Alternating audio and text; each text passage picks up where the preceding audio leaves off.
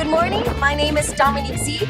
I'm an English teacher here on Easter Island. With me today is my advanced English class, and we have prepared a tour for you today of a different archaeological site. If you've seen our first video, that was a tour of the archaeological site or the ceremonial village of Orongo. But today we have prepared a different tour for you, that of the archaeological site of Rano Raraku, which is known as the Quarry of the Moai statue. So before we begin our tour, each of my students will present themselves with their name and their age. Hello, my name is Lucia and I am 9 years old. Hello, my name is Rapu and I am 14 years old. Hello, my name is Caterina, I am 14 years old. Hello, my name is Valentina and I am 13 years old. Hello, my name is Martin Reyes and I am 13 years old. Hello, my name is Mihila and I am 12 years old. Well, these students have prepared a beautiful tour today for you in English. They have researched the information on their own, they've translated it into English, and they've memorized it. So I hope you enjoy the tour, and thank you very much.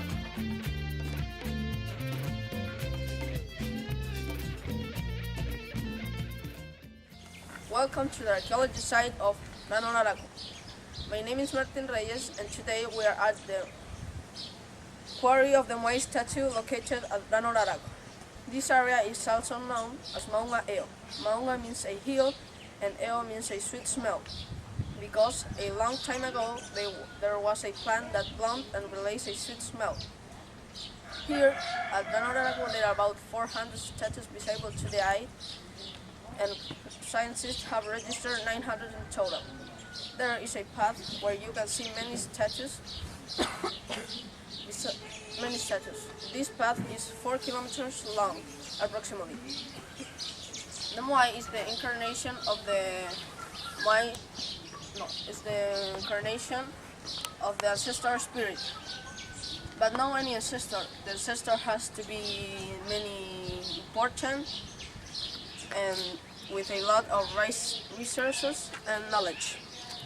Their statues measure between 4.5 to 10 meters tall and are made of volcanic tuff, specifically prime material and dolabili. So let's begin their tour.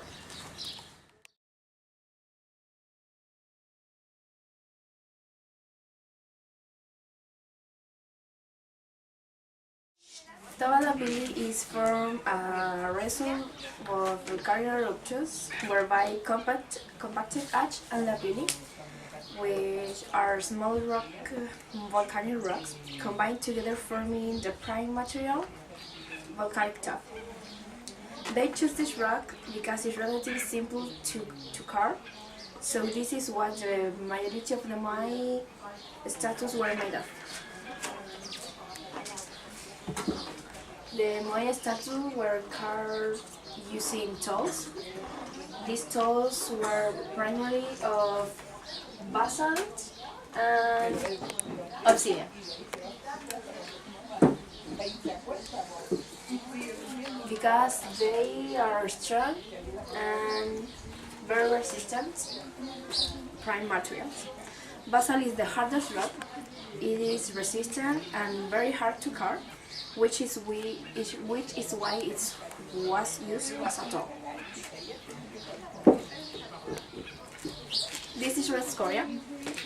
Red scoria is red in color because it has a high concentration of iron. As you can see, it has a lot of pores, which allows air to get in, making it softer and less resistant. Red scoria was used to make the top knot or headdress of the Moai statue called Fukao.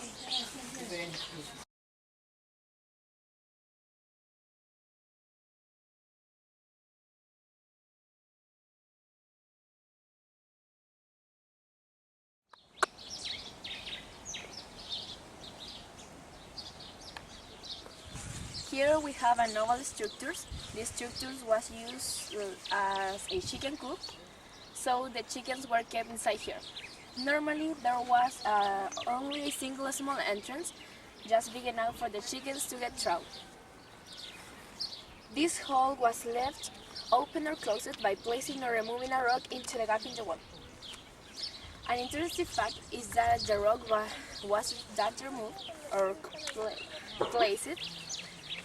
Here was special because just the tribe knew the rock's locations. As a result, other tribes couldn't steal their chickens because their chickens were a very important source of meat. And you may wonder how they got the eggs. Well, they didn't. The eggs were left inside the structures until they hatched and produced bears.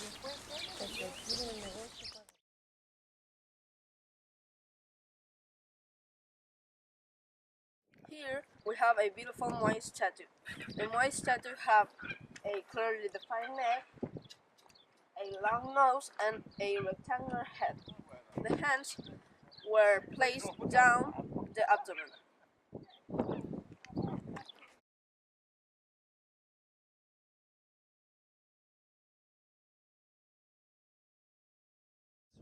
Hello, my name is Rocío Vallejo. These statues are created from a volcanic rock called Tabalapili. The carving process begins in the front, with the face, nose, ears, mouth, eyes, stomach, and hands. When the front and the sides were completed, they began to extract from the mother rock. The mother rock was cut into the point, where rested only on a small piece of stone that ran along its back, almost like the back fin of a shark or a dolphin. When they removed the Moai's keel, they made a hole to slide the Moai down the hill. And when the Moai arrived at the hole, they placed it upright and finished carving the detail on its back. And now, my classmate Valentina will talk about the theory of how the Moai statues were transported to the final destination. That is to say, to the ceremonial altars, or how it is called in Rapa Nui, Rerahu.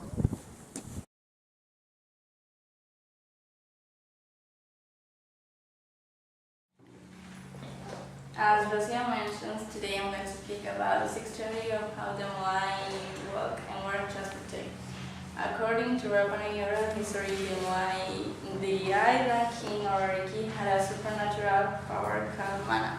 And mana was what really moved and the Moai statue to its respective amount. In 1955, the Norwegian Thor tied a real Titan Moai statue on a top of a single tree trunk and dragging it along the beach, where the story was not believed to be correct. Another theory is that of William Alloy, who in 1917 tied a Moai to wooden tree trunk, inverted the Moai, and swung it back and forth. In 1986, an engineer from the Czech Republic named Pavel working 13-foot Moai statue forward, but the statues of the Moai was destroyed. Charles Love in 1987 with his team made a replica and they put the Moai on a wooden sledge and held it over rollers.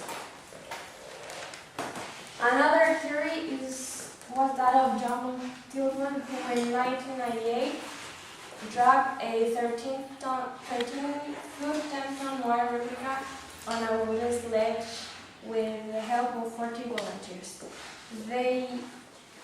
They were able to pull it 230 feet. This theory was similar to the Polynesian way of moving giant canoes. And finally, the most recent is that of Terry Hunt and Cal Libon, who in 2011 organized 3 small groups and welcomed my replica forward by working its side to side. They were able to move the 10-foot and 5-ton Antarctica a few hundred yards.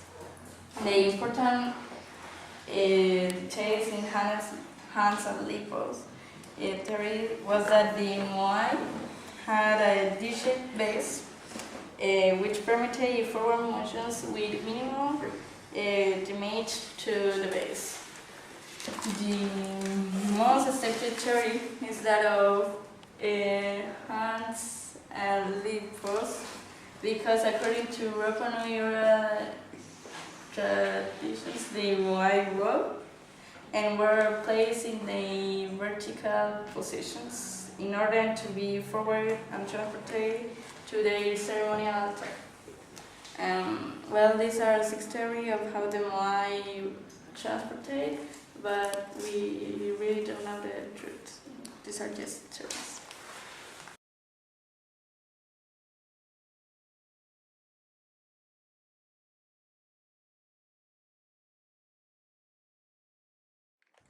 We can see a Moai that has the base in form of the letter G. Scientists and archaeologists have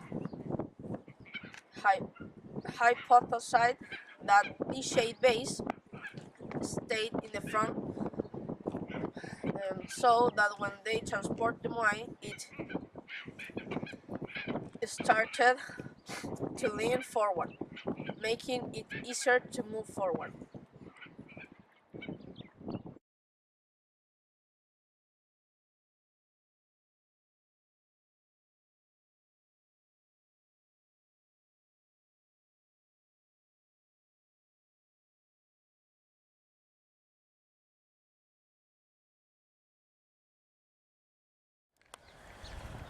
Here we can see a fallen Moai broken in many pieces, and when the Moai was broken, they will abandon it, come back to the quarry and make it again.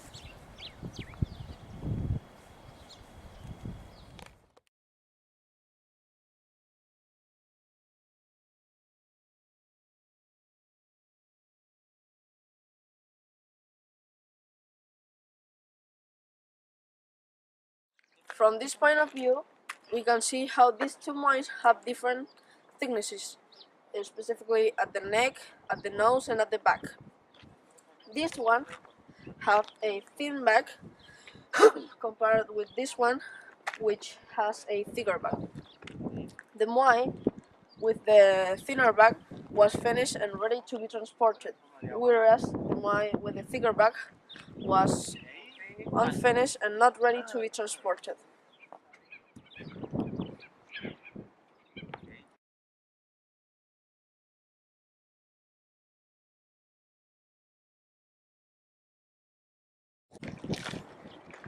This Moai, which is located in front of us, measures 21.65 meters long and weighs about 200 tons.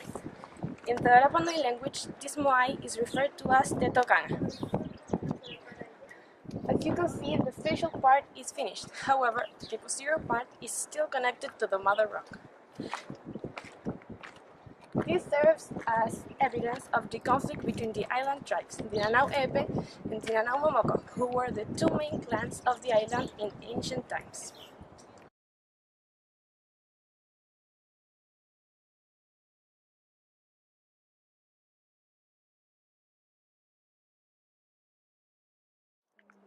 During the 18th century, the Tupuna, or ancestors, stopped making carving statues, which was primarily due to tribal wars and limited resources. Please follow me.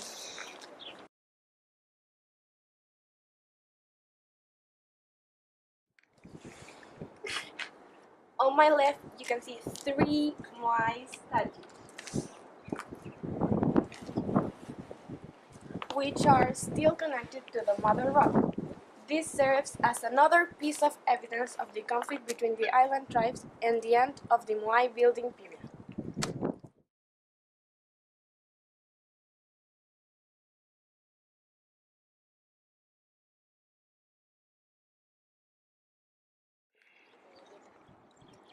Well, my name is Mihua and we have arrived at a very special Maya statue.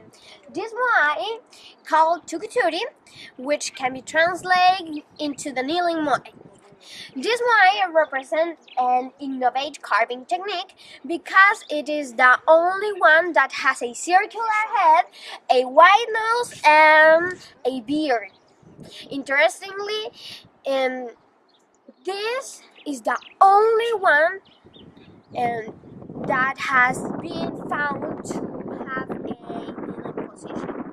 Therefore, it is very unique and is the only one on Easter Island with these characteristics. This Moai measures 3.70 meters tall and weighs 10 tons approximately. In 1955, this Moai was found covered with dirt, and Thor Heyerdahl's explorations team uncovered it and placed it upward. It is estimated that this Moai dates to the 16th century. According to the oral traditions, this Moai was made in honor and to represent a mother's dead son. Legend says that the history of this Moai started with a war between the two major clans of the island. These two clans were the Nanau Epe, the Long Race, and Nanau Momoko, the White Race. So, the oral tradition says a woman belonging to the White Race told the other clan that there was going to be an attack.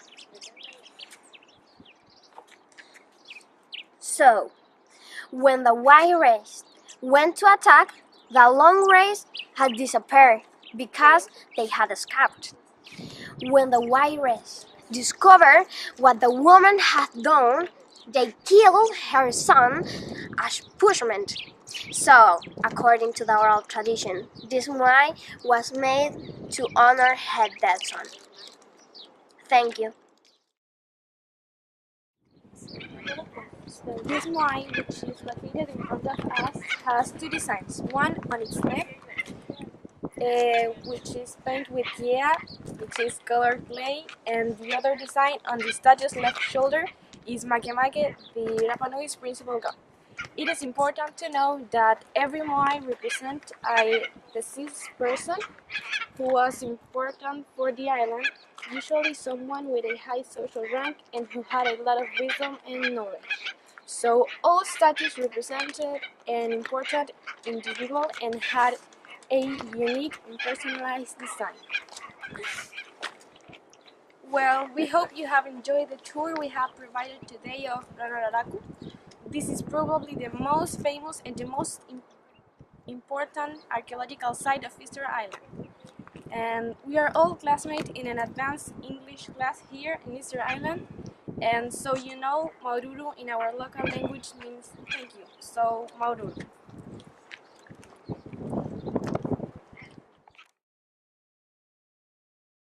Quarry of the Moai statue.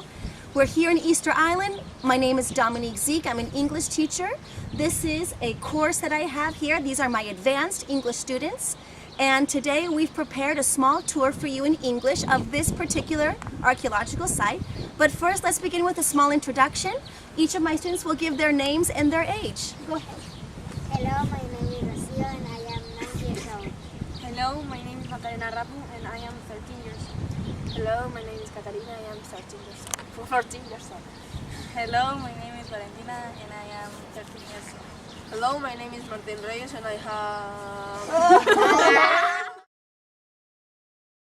The face, nose, ears, mouth, eyes, stomach, and hands. When the front and the side were completed, they began to extract from the mother rock. The mother rock was cut into the point where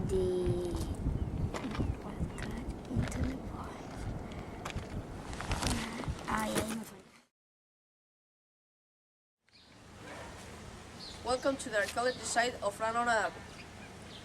My name is Martin Reyes and today we are at the Quarry of the Moai statue located at Rano Raraku.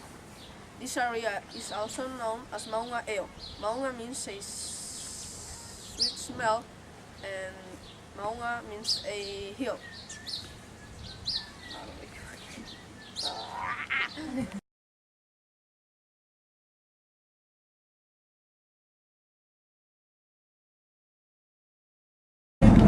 Llorana. 1, 2, 3. Llorana. No, come on, Miji. 1, 2, 3. Llorana. Oh, that's terrible.